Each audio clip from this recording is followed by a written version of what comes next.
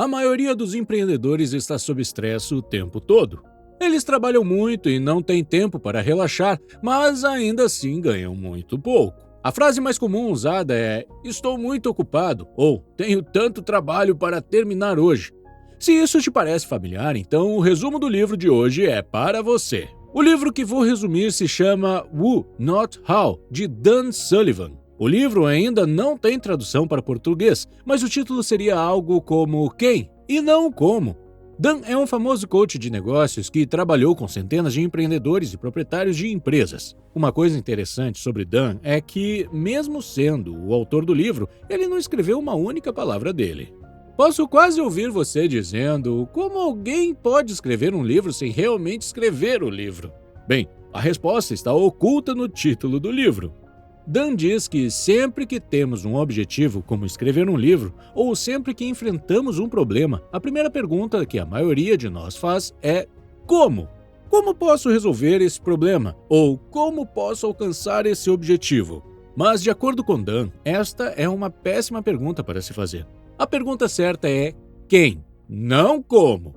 Você precisa perguntar quem pode resolver isso para mim, ou quem pode fazer isso para mim, e não como eu posso fazer isso. Perguntar como é algo natural e automático. É como se estivéssemos programados para fazer perguntas desse tipo, e isso se torna um grande problema quando você abre um negócio.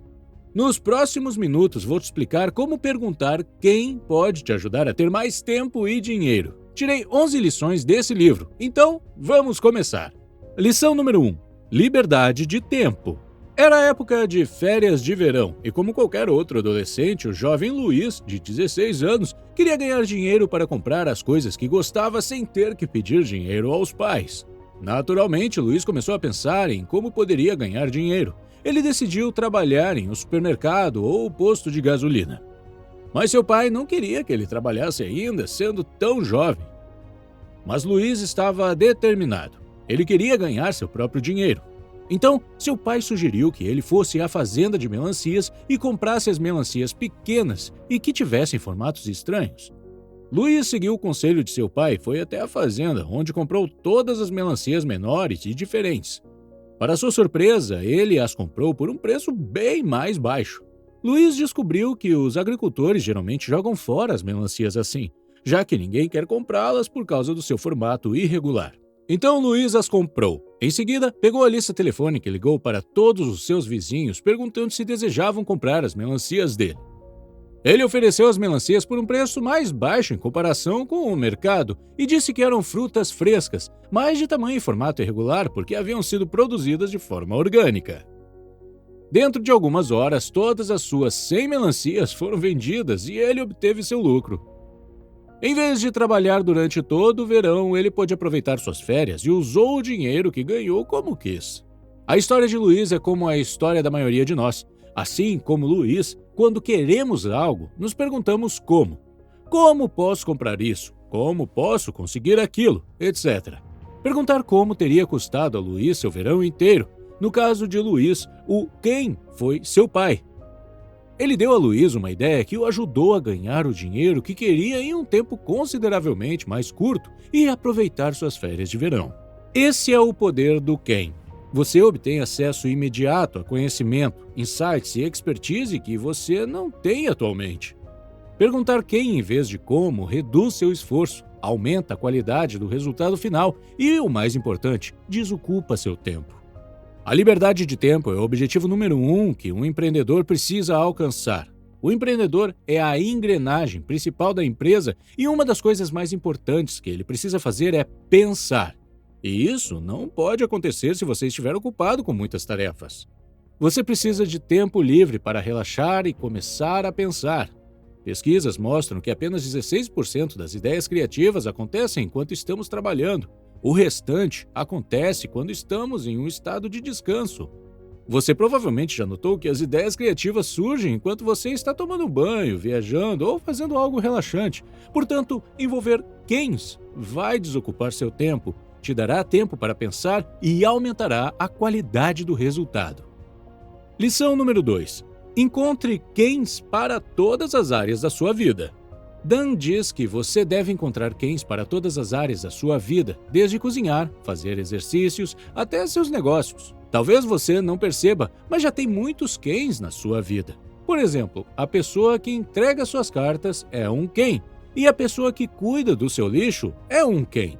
São pessoas que já fazem algo para que você não precise fazer sozinho. Você também é um quem para as pessoas na sua vida, como seu parceiro ou parceira, seu chefe e seus filhos. A vida seria impossível sem essas pessoas. Você consegue imaginar como seria difícil fazer todas essas pequenas tarefas sozinho? Precisamos de quens para sobreviver e prosperar. Infelizmente, uma vez que iniciamos um negócio, muitos de nós se esquecem dessa simples verdade e começam a fazer tarefas que equivalem a cuidar do lixo ou entregar cartas. Se você quer crescer e prosperar no seu negócio, precisa envolver mais quens na sua vida e nos negócios. E às vezes você precisará encontrar vários quens para chegar ao quem final que está procurando. Por exemplo, se você precisa contratar um designer de logotipo, mas não tem ideia de como contratá-lo, isso é um sinal forte de que você precisa de outro quem, alguém que pode ajudá-lo a encontrar o quem que você está procurando. Isso parece tão simples e óbvio, mas eu pessoalmente lutei muito com isso. Sempre que eu queria contratar alguém, passava horas tentando descobrir como fazer isso. Depois de um tempo, eu desistia de procurar e voltava a fazer o trabalho sozinho porque não conseguia encontrar a pessoa que procurava. Ou eu encontrava alguém, mas não era a pessoa certa para o trabalho. Depois de ler esse livro, percebi que o que eu precisava fazer era encontrar a pessoa que sabia como contratar a pessoa que eu precisava. Então, se você não sabe como encontrar o quem que está procurando, significa que precisa de outro quem. Lição número 3. Procrastinação é sabedoria. Se o que abordamos até agora chamou sua atenção e você gostaria de encontrar quens para diferentes aspectos de sua vida, mas não tem ideia de por onde começar, aqui está uma dica muito útil. Por alguns dias, preste atenção às tarefas ou objetivos que você mais procrastina. Dan diz que a procrastinação é sabedoria. É um sinal que você indica que precisa de outra pessoa. Por exemplo, você quer escrever um livro, começar um negócio, ficar em forma, se livrar de tarefas chatas ou iniciar um canal no YouTube há anos, mas de alguma forma essas metas nunca se materializam. Elas estão sempre em um canto da sua mente, mas de alguma forma você nunca trabalha nelas. Em vez disso, você procrastina. A procrastinação é um fenômeno psicológico que ocorre quando você quer mais para si mesmo, mas não possui o conhecimento e a capacidade para ir em frente. A procrastinação significa que seu objetivo e ambição são grandes, mas você não é a pessoa certa para executá-los. Você precisa de ajuda, precisa envolver os quens certos. Agora, encontrar o quem certo também é uma arte. Você não poderá contratar a pessoa certa até estar totalmente decidido sobre qual objetivo deseja alcançar. Dan tem um documento de uma página que ele usa sempre que procura um quem. Ele o chama de filtro de impacto. O documento contém 7 perguntas. 1. Qual é o projeto? 2. Propósito. O que você quer realizar? 3. Importância. Qual é a maior diferença que fará? 4. Resultado ideal. Como será o projeto quando estiver concluído? 5. Melhor resultado. Se você agir. 6. Pior resultado. Se você não agir. 7. Critérios de sucesso. O que precisa ser verdadeiro quando este projeto estiver concluído? Ao completar o filtro de impacto, você estará preparando para explicar às pessoas o que deseja e por que é importante. Portanto, da próxima vez que você estiver procrastinando, lembre-se que é um sinal para começar a procurar um quem certo. Complete o filtro de impacto e tenha clareza sobre a visão e comece a procurar o quem certo para executar a visão. Lição número 4. Problemas técnicos adaptativos. Todos os problemas de negócios podem ser divididos em 2 categorias. 1. Problemas técnicos. E 2. Problemas adaptativos.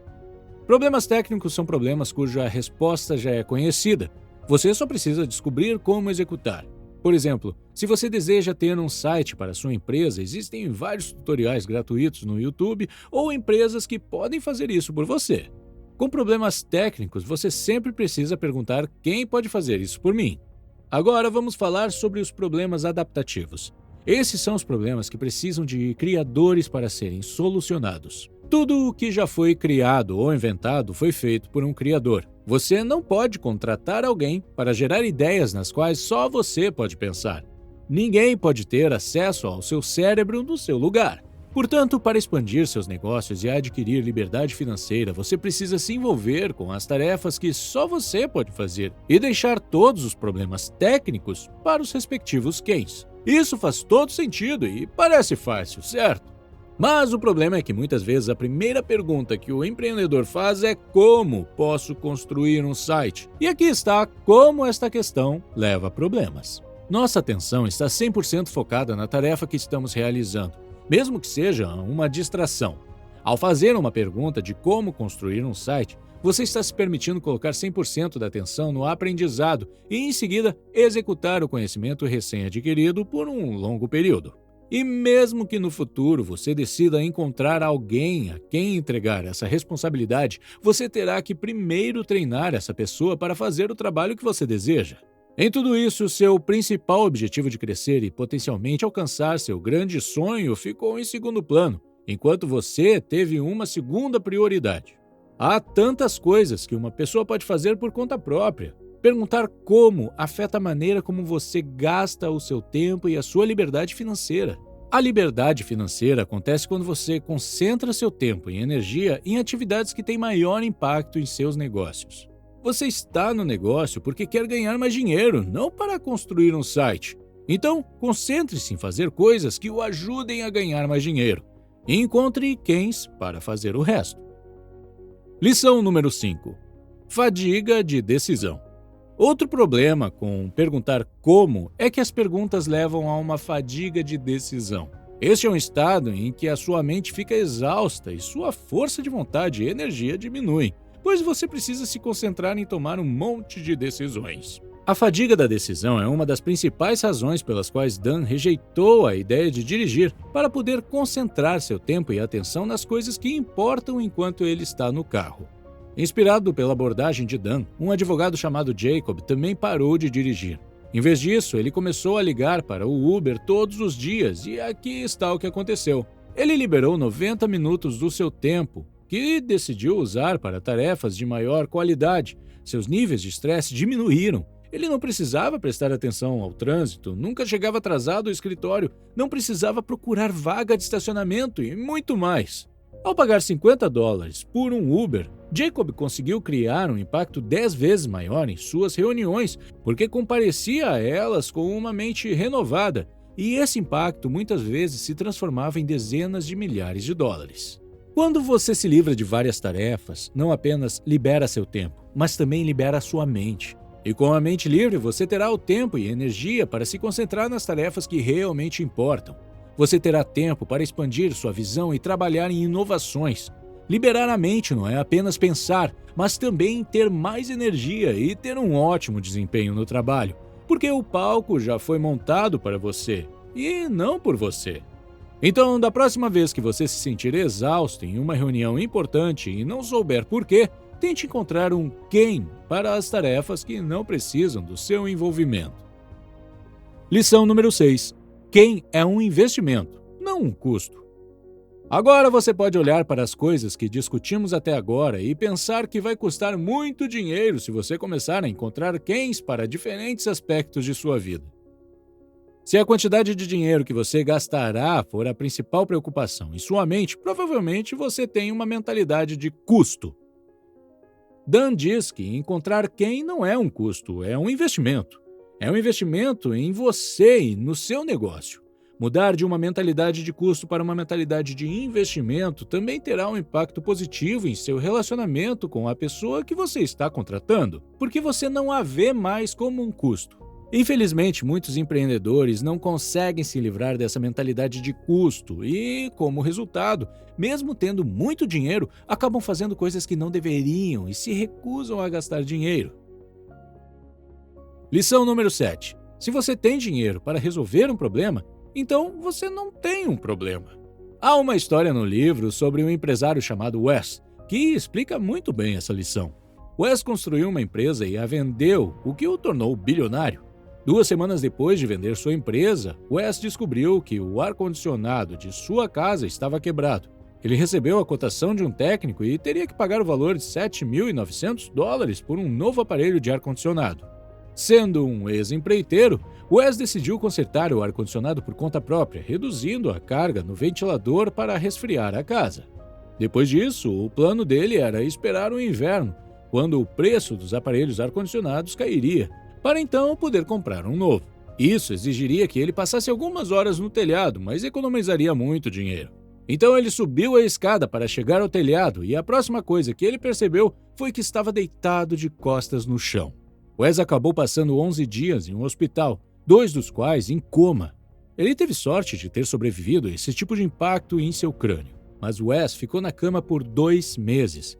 Ele teve que usar um andador e não conseguia falar, e teve que reaprender habilidades básicas. Esses 2 meses fizeram com que ele se lembrasse do ditado que Dan usava o tempo todo: se você tem dinheiro suficiente para resolver um problema, então você não tem um problema.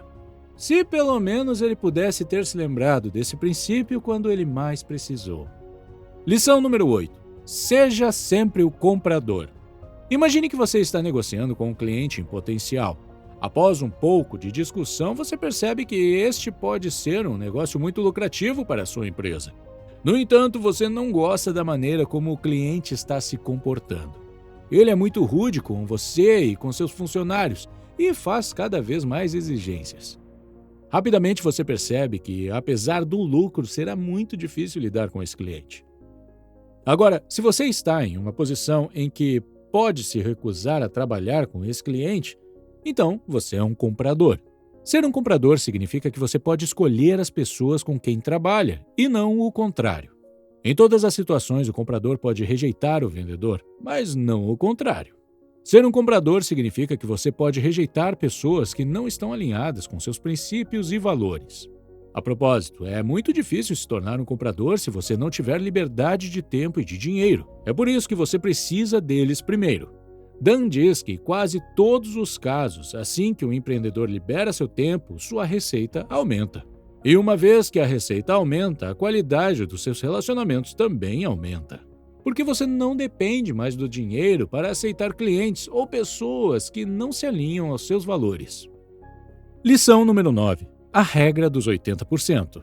Você pode fazer 80% do projeto rapidamente. De 0 a 80% geralmente leva menos tempo. Ir de 80 para 90 é muito difícil. E ir de 90 para 100% dá mais trabalho do que ir de 0 para 80%.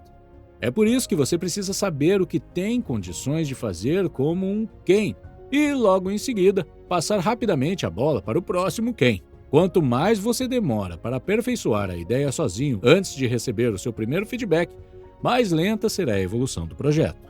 As coisas nunca ficam 100% terminadas mesmo, então chegue aos 80% e passe para o próximo quem.